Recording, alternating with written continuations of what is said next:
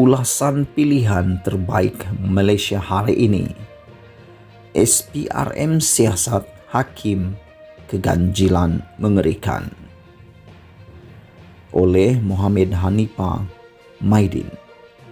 Apabila Suruhanjaya Pencegahan Rasuah SPRM memaklumkan bahawa badan itu ingin menyiasat seorang hakim Mahkamah Rayuan yang masih sedang berkhidmat sebagai seorang hakim, tindakan SPRM itu umumnya dikecam oleh ramai pihak. Yang terkini, ada beberapa orang telah memfailkan saman pemula di mahkamah bagi mendapatkan beberapa perintah deklarasi ke atas tindakan SPRM tersebut. Antaranya, para plenatif bagi kes saman pemula itu meminta mahkamah mengisytiharkan tindakan SPRM menyiasat hakim berkenaan adalah unconstitutional atau bercanggah dengan perlembagaan persekutuan. Mungkin ini kali pertama dalam sejarah perundangan di negara ini seorang hakim yang masih sedang berkhidmat akan disiasat oleh sebuah agensi seperti SPRM. Saya rasa tidak ada pihak yang mempertikaikan harta seorang hakim itu bukanlah pihak yang kebal di sisi undang-undang, sehingga boleh terlepas dari tangan undang-undang. Saya tidak rasa itu isunya pada masa ini. Saya rasa lihat ia lebih kepada isu tata cara atau prosedur siasatan itu.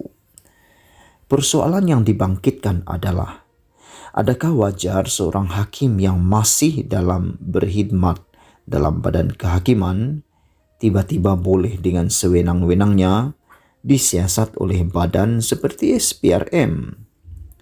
Dalam negara ini kita ada undang-undang tertinggi yang dinamakan Perlembagaan Persekutuan. Dalam perlembagaan tersebut ada dinyatakan skop dan bidang kuasa tertentu 3 badan utama di negara dalam sebuah kerajaan, yaitu badan legislatif, badan eksekutif, dan badan kehakiman. Dalam ilmu perundangan dan juga ilmu sains politik, mereka menyatakan bahawa ketiga-tiga badan tersebut tertakluk kepada doktrin pemisah atau pengasingan kuasa, atau dalam bahasa Yunani disebut juga sebagai trias politika. Seperti mana seorang ahli badan legislatif itu dijamin oleh undang-undang bagi membolehkan mereka dapat menjalankan tugas dan tanggung jawab mereka tanpa rasa gentar, undang-undang akan lebih lagi melindungi para hakim bagi membolehkan mereka dapat menjalankan tugas mereka secara bebas dengan tidak ada sedikit pun rasa gentar dan memihak, without fear and favor. Sebab itu, dari ketiga-tiga badan tersebut, legislatif, eksekutif, dan kehakiman, kita hanya biasa mendengar slogan atau doktrin independence of judiciary atau kebebasan kehakiman sahaja. Bagi saya, itu menunjukkan betapa terlalu pentingnya prinsip kebebasan badan kehakiman itu. Ia bukan sahaja mesti dipertahankan kebebasannya, tetapi kebebasan itu juga wajib dilihat dipertahankan. SPRM yang merupakan salah sebuah agensi penyiasat kes jenayah, khususnya kes jenayah rasuah atau jenayah salah guna kuasa, tidak boleh lari dari prosedur mahkamah.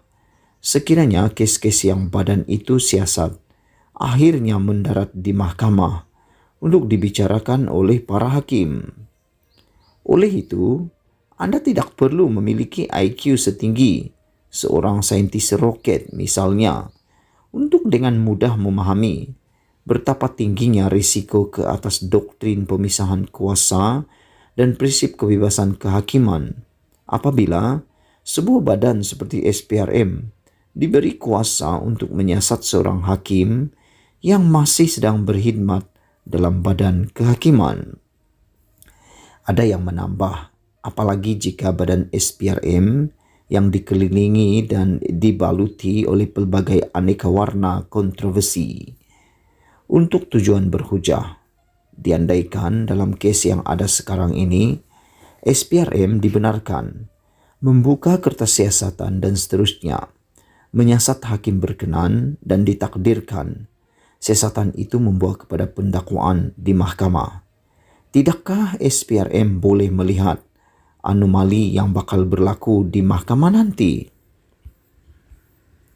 Dengan penuh hormat dan sayogia, diingatkan bahawa menegakkan prinsip keadilan itu sesungguhnya tidak sama misalnya seperti menegakkan bangunan SPRM.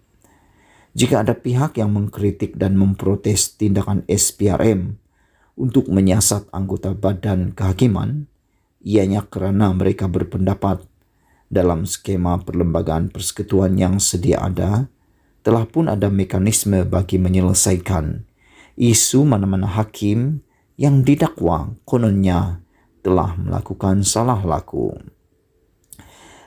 Ulasan dipetik daripada Malaysia Deadline, ditulis oleh Hanipa Maidin. Sekian isu hangat pagi ini. Jangan lupa tinggalkan ulasan anda. Tinggalkan komen anda untuk penambahbaikan pada channel ini. Setiap daripada komen anda amatlah dihargai. Sila tekan juga butang subscribe untuk mendapatkan isu-isu terkini daripada channel luar biasa ini. Malaysia kita punya, kita jaga sama-sama. Cintai Malaysiaku, kita jumpa lagi. Bye-bye.